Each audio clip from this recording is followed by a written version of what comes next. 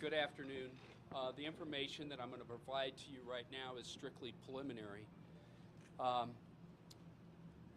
Today, during an undercover narcotics operation, an undercover Albuquerque Police Department detective was shot.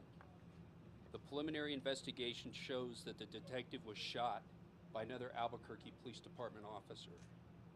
Both officers involved were working in plain clothes and in an undercover capacity, and both officers have been with the department for many years. The two suspects that were involved in the narcotics operation are in custody. This incident happened today at about 11:40 a.m. The officer is in surgery and being treated at UNM Hospital.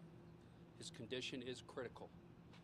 The department is very thankful for the prayers and the support of the community for this officer. This is all the information that I have at this time. As you know, we're not able to interview one of the officers that was involved because he is in surgery. And there's many questions that still need to be answered. And right now, I just don't have the answers to those questions. We would just ask that the community please pray for the recovery of this officer. Thank you. The suspects that you have in custody, can you release their names?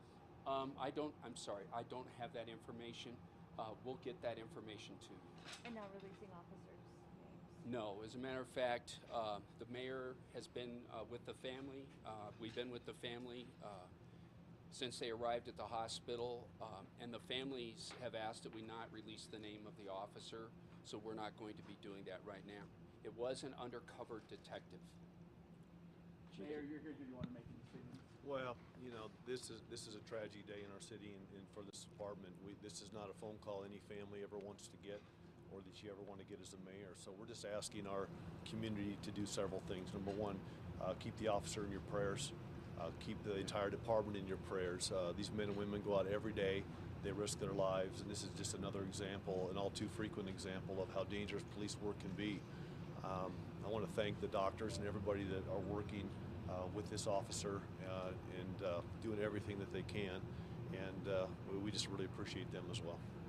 Did the suspect that police officers were looking for have a gun or fire or anything? That's again a question I don't have an answer to yet. All the information we have is preliminary at this point.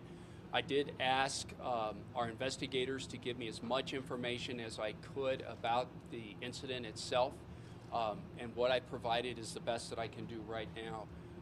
I assure you we'll continue to brief you as soon as we can as we get more information. And as I said, the staff at the University of New Mexico Hospital are to be commended. The officer remains very critical, and I would just ask for the prayers and the support of the community.